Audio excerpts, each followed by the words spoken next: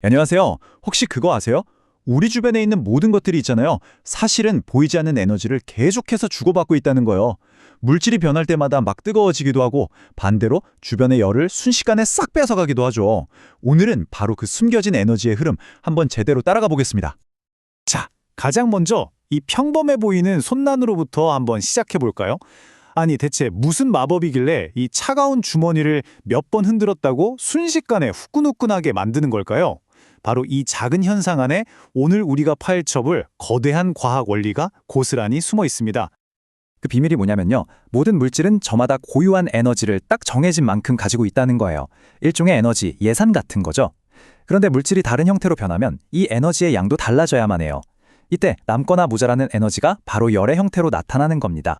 자, 이 에너지 이야기에는요, 딱 두 명의 주인공이 등장합니다. 하나는 열을 밖으로 내뿜는 녀석, 그리고 다른 하나는 열을 안으로 빨아들이는 녀석. 아주 성격이 정반대죠.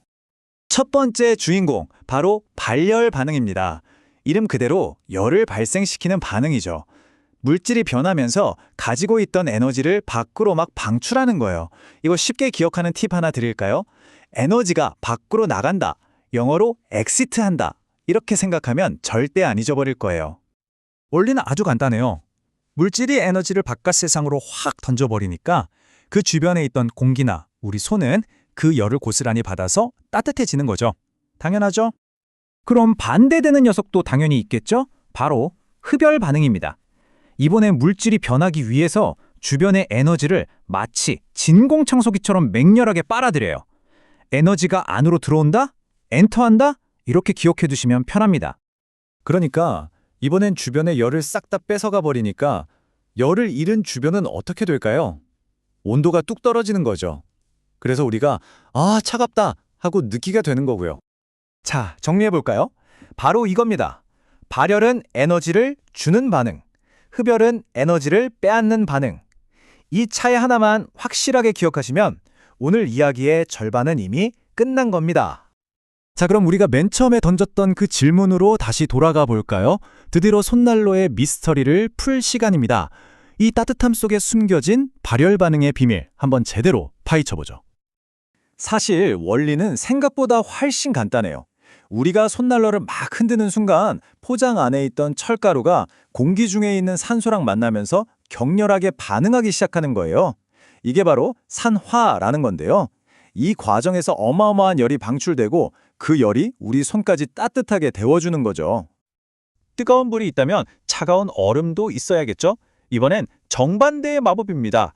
주변을 순식간에 얼음장처럼 만들어버리는 순간 냉찜질팩의 과학 한번 들여다보겠습니다. 이 냉찜질팩은요, 손난로와는 정확히 반대의 마법을 부려요. 팩을 꽉 쥐어서 안에 있는 물주머니를 탁 하고 터뜨리면 질산암모늄이라는 물질이 물하고 섞이기 시작하거든요. 바로 이 물질이 물에 녹는 과정 자체가 주변의 열을 무섭게 흡수하는 아주 강력한 흡열 반응인 거예요. 그래서 팩이 순식간에 얼음장처럼 차가워지는 겁니다.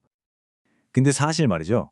이 발열과 흡열 반응이라는 게 손난로나 찜질팩 같은 특별한 물건에만 있는 게 아니에요.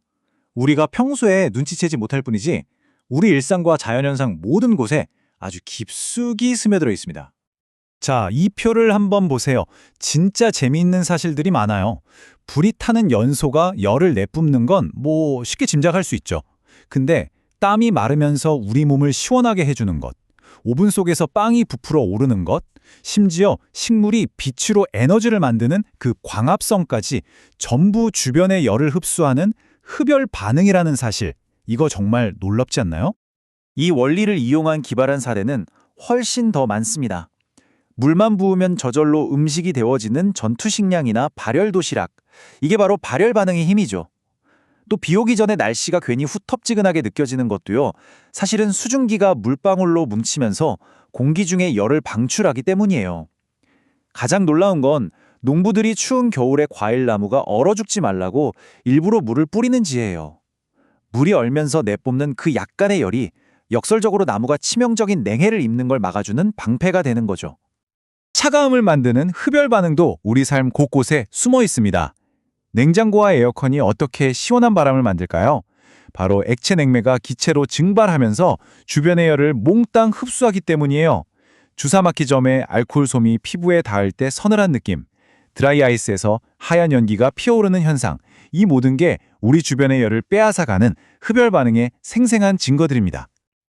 그리고 이 원리는요, 작은 손난로를 넘어서서 행성 전체의 시스템을 움직이는 거대한 동력이 됩니다. 지구의 바닷물은 태양의 열을 흡수해서 증발하고, 이게 바로 거대한 흡열 반응이죠. 다시 구름이 되어 비를 뿌리면서 그 에너지를 방출합니다. 거대한 발열 반응.